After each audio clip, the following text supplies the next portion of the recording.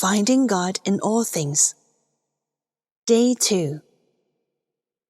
Do you need me? The theme of finding God in all things for this year's retreat actually poses an important question to us. Do we need God? Or conversely, it is God asking us, do you need me? This is a question worth pondering. In the process of growing up, we are taught to be independent, to take care of our own needs, and this handle-it-yourself mentality becomes deeply ingrained. Don't bother others becomes our mantra. On the surface, it may seem polite and considerate of others, but beneath it may hide a sense of pride, a reluctance to show our weakness. Or at least, we do not let others know about our problems and the fact that we are unable to solve our own problems. Under the influence of this mindset, besides being deceived by the hidden pride, we are also blindfolded by our false self about what we truly need and the reality of our actual situation. This self-sufficient mentality stifles the mutual trust and support we could build with others in neighborly relationships. And more importantly, it stifles our ability to establish the right relationship with God.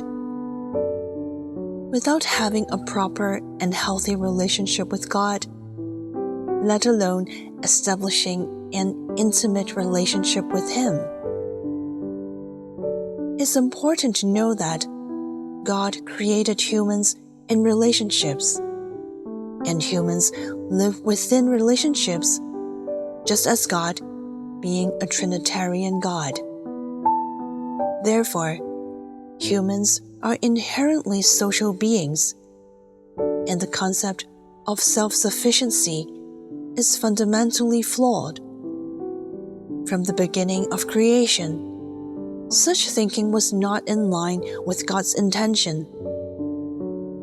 The basis of self-sufficiency lies in pride and distrust of God, a crude tactic used by the enemy to derail our normal relationship with God. God created everything in the world for us to enjoy and manage, based on our relationships with all things and with God. We depend on all things for our survival, and all things, including ourselves, depend on God for sustenance. This interdependence makes us mutually necessary and reliant on each other. It is the original intention and vision of God for all things to be united and harmonious in Him, and humanity is entrusted by God to be the executor and steward. Therefore, the deviation of self-sufficiency strays far from God's will. While we essentially depend on God for our existence, our mindset and behavior do not reflect that dependence. We erroneously believe we are self-sufficient. This mentality discourages us from seeking God in all things, but rather drives us to seek our own benefits in everything. Although we essentially need to rely on other things to survive, we attribute it to our own abilities. Therefore, God's question to us, "Do you need me?" is worth careful consideration. Otherwise, the theme of this retreat, finding God in all things, would mean nothing to us. Apart from our mindset, our lifestyles and habits largely determine whether we live by the principle of self-sufficiency. When we are living in abundance, we tend to be less aware of our need for God. Isn't it natural? The more prosperous the cities we live in, the more materially abundant we are, the harder it is for us to feel the need for God, let alone finding Him in all things. Therefore, the 3 Lenten practices of prayer, fasting, and almsgiving call us to re-experience that we are needy, that we need God. Fasting reminds us of our physical needs, prayer our spiritual needs, and almsgiving makes us aware of the needs of others and encourages us to lend a helping hand. These 3 Lenten practices also help us wake up from affluent living, shifting from blindly pursuing and satisfying surface-level needs to discovering and understanding our hidden inner and spiritual needs. The more we know our own needs, the more we can understand and see ourselves clearly. This awareness is crucial in helping us build relationships with others, and more importantly, in understanding how to establish a genuine and intimate relationship with God. Ultimately, this authentic relationship with God can help us keep a distance from the devil, as it will try to set traps and lead us into temptation. The devil deceives us, making us refrain from openly expressing our needs because we fear others may look down on us. In doing so, we deviate from the Father's desire for us to trust and depend on Him. This reliance, originating from created beings leaning on the Creator, evolves into a relationship where children trust their Father due to the love the Father has for us.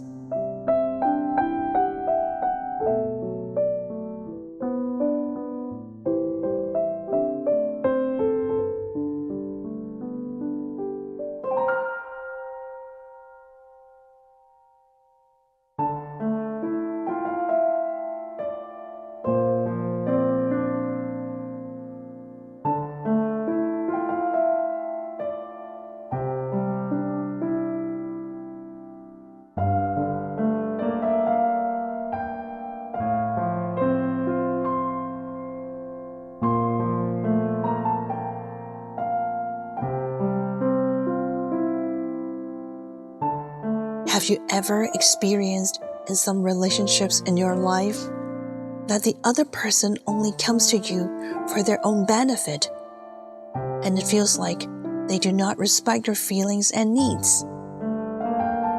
The feeling of being taken advantage of is very hurtful. Has this ever happened to you in your relationship with God?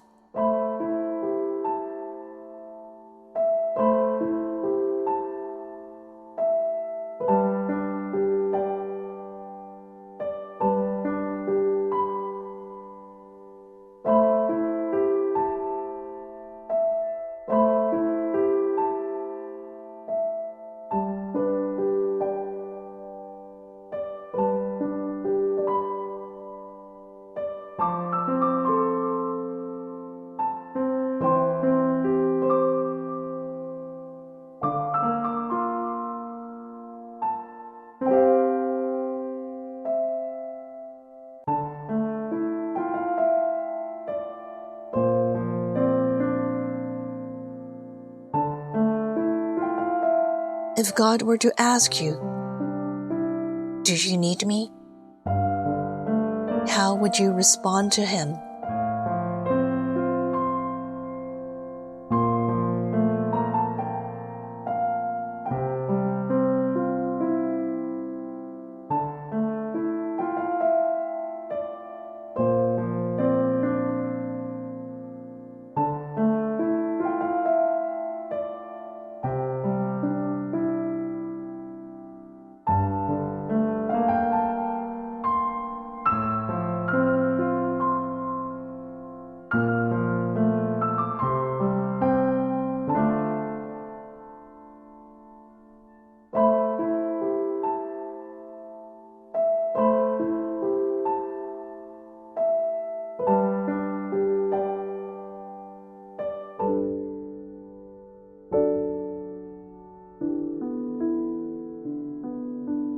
My dear Lord, I thank you for allowing me to feel your gentleness as I reflect today.